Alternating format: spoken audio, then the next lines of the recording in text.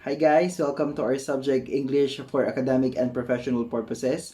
In this subject, you are expected to learn the basic concepts of academic writing and other related disciplines of writing. I understand that during these trying times, many students are struggling to cope with the challenges and the hurdles and problems brought about by the pandemic caused by the coronavirus disease or the COVID-19.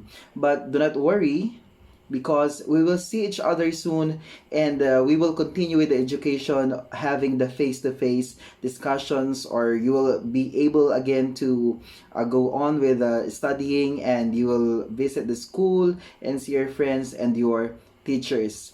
Just be patient, but for now, do your part to be one of the best students learning using the modular mode of learning and watching videos that will probably help you in your studies. For now, make the best out of your learning for our video while you are looking at your module. So let's start.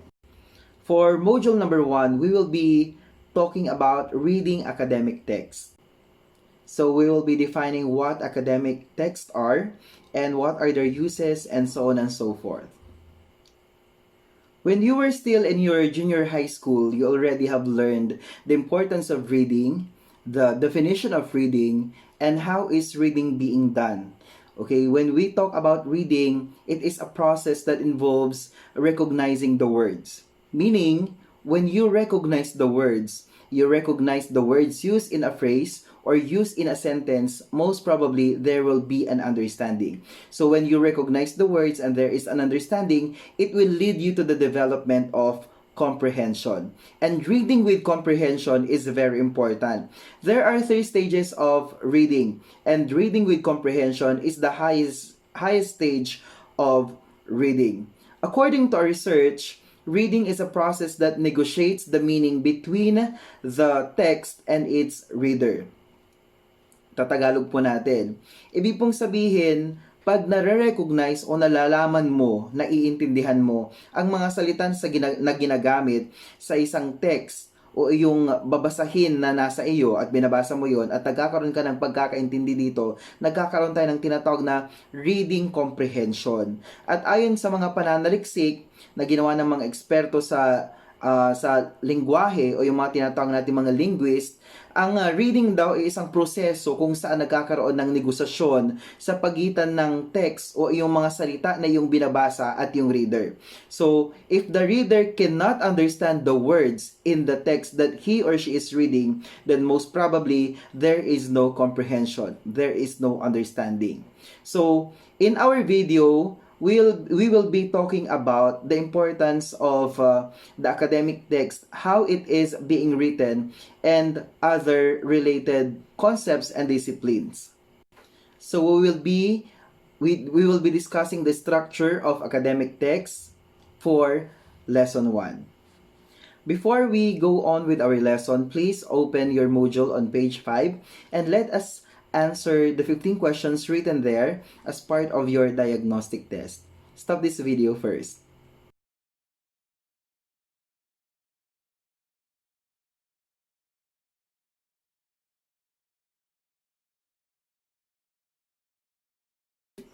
Okay, after you finished answering the 15 questions, just put your answers aside and let's go on with our discussion. We will check that later on. Before we start, may I ask you, what is the easiest writing assignment you have done so far? Ano yung pinakamadaling writing assignment na iyong ginawa sa iyong buong buhay? Okay, siguro may sasagot ng talambuhay, most embarrassing moment, most unforgettable moment, what will I be 10 years from now, or your unforgettable foundation night, and so on and so forth. Yun yung mga madadali. Those are just simple writing assignment. How about the most difficult writing assignment you have done so far? Okay, since you are from the junior high school, I believe you already have an idea of how a research is being written. Siguro meron na nakagawa sa inyo, yung mga hindi nakagawa. isa na yun siguro sa pinakamahirap na activity, writing activity na ginawa ng isang junior high school or isang estudyante sa kanyang buhay. Okay, so based on your answers, what do you think is academic writing and its differences from other kinds of writing? Okay, so dito na papasok kung meron ba talaga tayong idea kung ano ang ibig sabihin ng academic writing o baka naman hindi ito academic writing, informal writing lang ito. But mind you guys, you already have written some of the examples of academic texts like essays, and so on and so forth. But most of the writing activities that you have done maybe are just form of informal writing. So let's start with our first lesson. And our first lesson is on the structure of the academic text.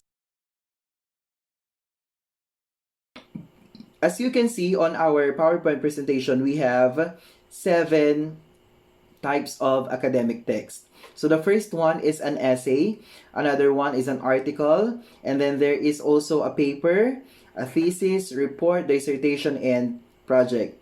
But we will be focusing on the things that you are expected to do in our subject, English for academic and professional purposes. So the first question is, what is an academic text? Okay, so an academic text is a written language that provides information which contain ideas and concepts that are related to the particular discipline. Okay, in Tagalog, ang academic text ay isang nasusulat na lingwahe na nagbibigay ng impormasyon na naglalaman ng mga ideya at mga konsepto na ito ay may kinalaman or may kaugnayan sa isang particular na discipline. Okay, paano ba natin makikita ng isang bagay na isinusulat natin ay under ng academic text or baka informal writing? Okay, so magbibigay ako sa inyo ng mga example. Our first example is an essay. So, an essay is an example of an academic text which contain argumentative text.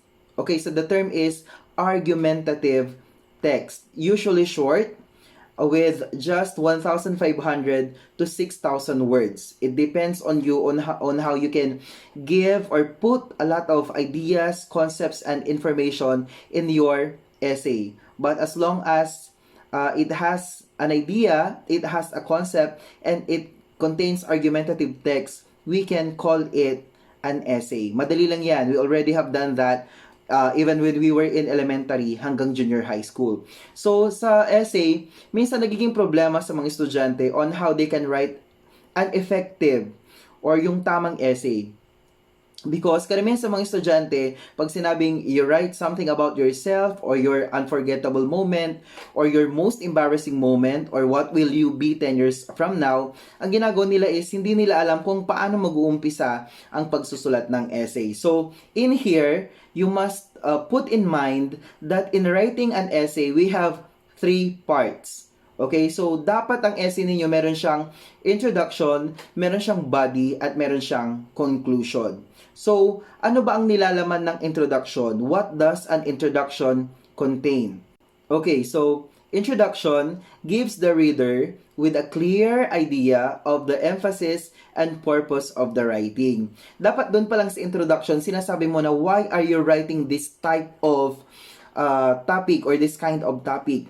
Say for example, ang binigay kong topic sa inyo ay your experience during the pandemic. So, paano mo bibigyan ng introduction yon? So, you must put your background of the argument. Kunwari, ang experience mo sa pandemic ay medyo malungkot because some of your family members are not in your house. Or hindi nakauwi yung mga kamag-anak mo. So, put a background or provide a background of the argument. So, pag sinabi mong, ang pandemyang ito ay nagdulot sa akin ng kalungkutan, or this pandemic gave me a very sad experience. So, doon pa lang sa concept na yon, yung idea mo na you are sad, you were lonely during the pandemic, dapat nilalagyan mo na siya ng background. So, why are you sad? Why are you lonely during this pandemic? And then, you present the theoretical viewpoints. Bakit ka sad? Siguro dahil hindi nakauwi yung kamag-anak, o kaya nawalan ng trabaho yung parents, or namimiss mo nang pumasok sa school, o kaya hindi ka makagala because hindi pinapayagan yung mga 20 years old pababa. And then, use the language which is appropriate to your essay. So, as much as possible, this is the challenge to young students who are not very fluent, who do not have a lot of vocabulary. Yung kulang sila sa mga vocabulary, yung mga English words, kaya nahihirapan sila. So, use it and describe how the writing will be structured. So, ano yung mga inaasahan mo? Okay, so that is the first part of an essay. Introduction. Okay? The second part of our essay is the body. Ano naman ang nilalaman ng body? Okay, body is where the essay's argument, concepts, and outcomes are established and discussed. Okay, so kung doon sa introduction sinabi mo na ang pandemyang ito ay nagdulot sa akin ng kalungkutan, or this pandemic gave me a very sad experience. Okay, so i-explain mo na, why were you sad? Okay, so isa-isa na siya. Your outcomes and the concept at iba pa. So sasabihin mo na lahat doon. So kunwari, 'di ba, sinabi mo doon because some of my family members ay hindi nakauwi sa bahay, or na trap sila sa quarantine doon sa kanilang trabaho. So you explain why. Okay, so in the body, nandiyan na yung explanation part.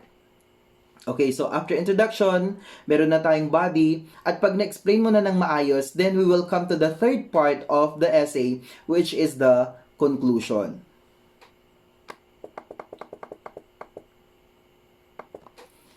Okay, so ano naman ang conclusion? So doon sa part na conclusion, ito na siguro yung third or fourth paragraph, sasabihin mo na dyan na wala na siyang bagong facts, wala ka lang idadagdag na idea, but rather, the function of the conclusion is the brief repetition of the key arguments. Okay, so isa-summarize mo na siya mula doon sa introduction hanggang sa body. So, brief repetition of the key factors or the arguments and facts that have been treated in the essay.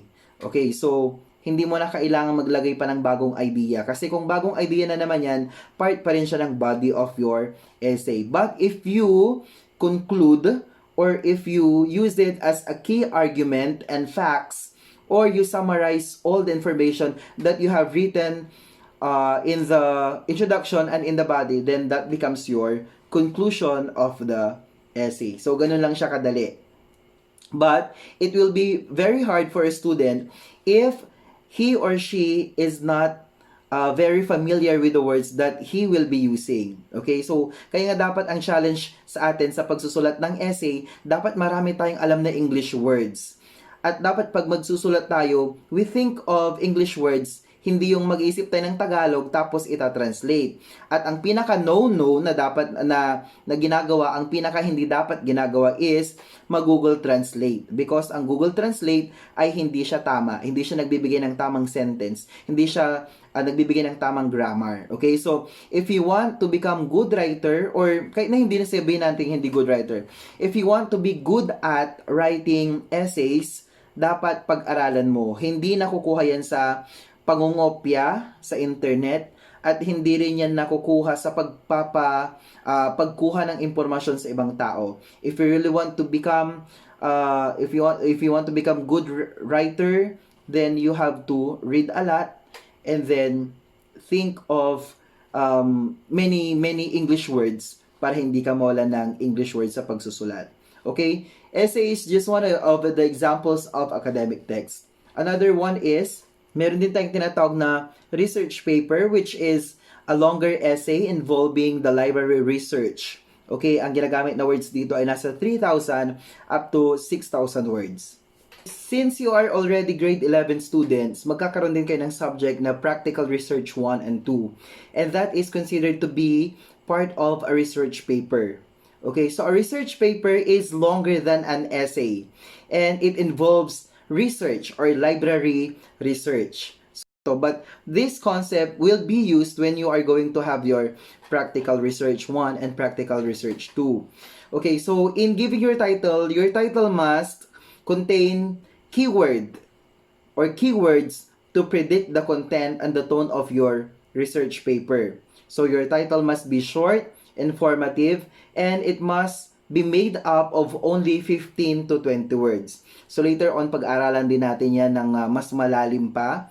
And research paper avoids the use of jargons and acronyms. Hindi siya gumagamit ng jargons. Jargons, pag-usapan din natin yan mamaya. Okay, so a research paper also contains the abstract, it also contains the introduction, the method, followed by the findings, discussion, and conclusion, the recommendations, your references, and your appendix. Kung paano magsulat ng references and appendix, pag-aaralan din natin yan later on. Another example is a research article, and then we also have the dissertation. Ito ay research din siya, but this is mostly being done by doctorate students. Yung mga nasa graduate school, yung kumukuha ng doctorate degree. Okay? So medyo mahaba-haba yan. At it takes a lot of time and effort, and it takes years to finish a dissertation. And also, a thesis is being done by college students and graduate students in the master's or who are aiming for a master's degree. So, wag na natin masyadong example lang naman yun. And then we also have the technical report. Okay, so now let's go to the purposes of reading an academic text. Ano ba yung mga purpose? Ano ba yung mga dahilan? Why do we need to read academic text? The first one is to locate a main idea. Okay, in the previous result of the PISA, ito yung in-exam ng iba't ibang countries ng mga high school students para malaman yung katalinuhan nila sa English at yung kanilang comprehension level or comprehension skills. Mostly, ang mga exams ay, ang tinatanong doon is, which is, or where can you locate the main idea? Kaya medyo mababa, nasa medyo dulo, ang mga Filipino students who took the PISA exam dahil karamihan sa mga estudyante ngayon, they really do not enjoy reading. Aside from they do not enjoy reading, hindi na rin talaga sila nagbabasa. Ang binabasa nila yung mga Wattpad na napaka-informal ng pamamaraan ng pagsusulat. I do not discourage Wattpad readers, pero dapat bago natin alamin yung mga informal type of writing, alam din natin yung mga academic text. Okay? So, one of the purposes of reading an academic text is to locate a main idea. Another one is to scan for information. Why is scanning an information very important when it comes to research? Dahil if we have the skill of scanning the information in a text that we are reading, madali nating malaman yung mga important information that must be put on your paper or your research paper or dissertation or thesis and whatsoever. Kahit nasa essay. Pag ikaw ay magaling mag-scan, meron ka kakayahang mag-scan sa isang text or article na iyong binabasa, that is already a skill. Okay, that is the second purpose. Another purpose of reading an academic text is to identify the gaps in existing studies. Ito medyo malawak ito because para mas malaman mo at para mas ma-continue ang isang research ng maayos at tama at hindi nawawala sa line yung gusto nating alamin, kailangan nating magbasa or kailangan nating matutong magbasa ng academic text. Okay? Ginagawa yan ng mga researchers, ginagawa yan ng mga linguists, at ginagawa yan ng mga gustong maghanap ng panibagong kaalaman. Kunwari, itong coronavirus disease, alam na ng mga eksperto, alam na ng mga scientists na galing siya sa coronavirus.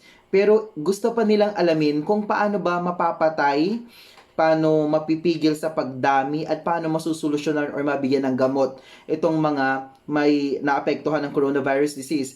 That is what they do. They identify the gaps. Hinahanap nila kung saan naputol, kung saan nag-end. And then they will continue with the research. So, ganun ka-importante ang pagbabasa ng academic text. Okay, so the fourth purpose of reading an academic text is to connect new ideas to existing ones.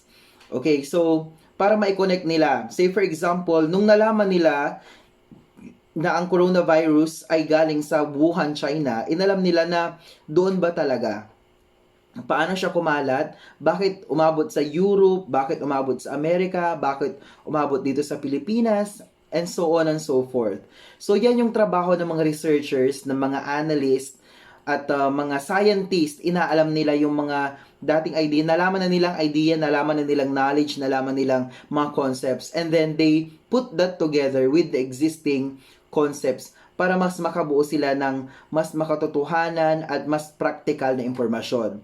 So, doon pa lang malalaman na natin na reading an academic text is very important. Okay, so the fifth purpose of reading an academic text is to gain more pieces of information.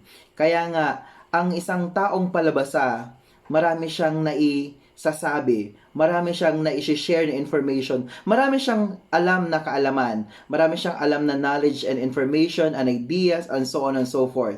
Pero you compare a person who do not read, yung taong hindi nagbabasa, wala siyang masyadong alam. Okay, ito na lang, pinaka-best example. If you keep on reading memes, ayan, yung mga walang kwentang meme, yung si A ay para kay R. If you keep on reading those kinds of meme, yun lagi yung nasa utak mo, yun lagi yung nasa isip mo. O kaya, if you keep on reading mga hugot lines, buong buhay mo, hugot ka na ng hugot. But you do not have new ideas, new knowledge. Okay? But, when you read academic text, like yung mga essays, or yung mga stories, or yung mga talagang may impormasyon, ikaw din meron kang masasabi. Okay? So yun yung nagiging challenge ngayon sa mga kabataan. They do not really read.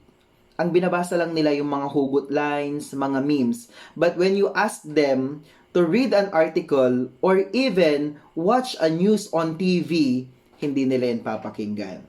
So, doon yun na makikita na napakalaking diferensya ng isang taong palabasa at doon sa isang taong hindi nagbabasa. Okay? So, reading is very important. For the sixth purpose of reading an academic text is to support a particular writing assignment. Okay? Isa din to. When I sent you the module, alam ko na nandoon yung answer key. But the purpose of the answer key is for you to know where you have done wrong. What went wrong during the process of reading the module. But what you did was, hinanap nyo yung answer key, tapos binalikan nyo yung mga questions at saka ninyo sinagutan. So you just copied the answers from the answer key when you're reading the activities. Tama ba yun? So definitely hindi yun tama. Sinong niloko ninyo? Niloko lang ninyo ang inyong mga sarili. Okay? So, may pagkatuto ba? Is there a learning? May natutunan ba kayo? Wala. Dahil kinopya nyo lang yung sagot. Okay? And finally, the number 7 purpose is to deeply understand an existing idea. Okay? Para mas malaman pa natin ang isang bagay, magbabasa tayo ng magbabasa. Although, not all are fond of reading. Some are fond of watching videos. And that's okay. Pero sana ang pinapanood natin mga videos ay yung mga makatotohanan, base sa facts, at hindi base sa opinion ng ibang tao. Kasi kung base lang yan sa opinion ng ibang tao, hindi rin siya makakatulong sa inyo. Okay? So, you read and read and read any type of writing. Stories, poems. Mas maganda pag mga news articles, mga research, mga essays na magaganda. Mas magandang basahin yun kesa nagbabasa tayo ng mga Wattpad. Okay, so we also have here 6 factors to consider in writing naman. Kung kanina ay reading an academic text, this time we have to consider some of the factors in writing an academic text. The first one is state critical questions and issues. But then again, ito na nga yung isang problema ulit, how can you write an academic text effectively if you are not aware of the issues in our community, if you are not critical thinkers, kasi ang binabasa mo lang ay mga hugot lines, mga memes, how can you put that in writing? Another factor to consider is provide facts and evidence from credible sources. Ayan na, dyan napapasok ang importance ng media and information literacy. Again, nandyan na naman yung importance ng reading. Because when you do not read the true information or the factual information with evidence or may mga patunay, then you cannot really write an academic text. Okay, number 3 is use precise and accurate words while avoiding jargon. Anong ibig sabihin nito? When we say precise and accurate, we should use words which are easy to understand and accurate, yung sakto doon sa dinidescribe. And we avoid jargon. Ang ibig sabihin ng jargon, these are words which are specifically used in a specific manner or subject or discipline. Say for example, pag sinabi natin na test, okay, meron tayong test. When we talk about education, ang test ay exam or evaluation or assessment. Pag sa science naman, ang test, sa medicine, sa mga doctors, ang test ay pwedeng laboratory test, 'di ba? So, those are some kind of jargon. So, dapat alam natin 'yon. But then again, ang problem is we do not have a vast vocabulary. Ibig sabihin ng vast, malawak, maraming words na alam natin sa English. And then fourth factor is take an objective point of view. Ibig sabihin ng objective, hindi natin sinasama yung nararamdaman natin. We just focus on the facts. Pag sinabi mo na ang coronavirus disease ay masama, ay nagdulot ng malaking pinsala sa buong mundo, dapat you back it up with facts. Dapat may patunay ka. Bakit mo nasabi yun? And then, dahil we are focusing on the facts or the references or accurate information, precise information, facts and evidences, dapat alam mo din magsulat ng mga references kung saan mo nakuha yung mga impormasyon. Say for example, sinabi mo na umabot na sa higit 1,000 ang tinamaan ng coronavirus disease sa Pangasinan. Saan mo nakuha yon? So, sasabihin mo, yan ay base sa pinakahuling ulat ng Provincial Health Office ng Pangasinan. Okay, so, meron kang reference, meron kang basihan. Hindi mo lang sinabi dahil gusto mong sabihin. Okay? And finally, one of the factors that we should consider in writing an academic text is to use cautious language. Okay, dapat dahil ginamit natin yung facts and evidence, dapat sure na sure tayo para hindi tayo magdulot ng kalituhan or maling impormasyon. Okay, so that concludes our lesson 1. Okay, so for now, again, open your module on page 16 and let's try to answer the questions there from 1 to 10. Okay, so let's try to answer. Then after you answer, you send your answers in our GC and then we will check it. See you on our next topic.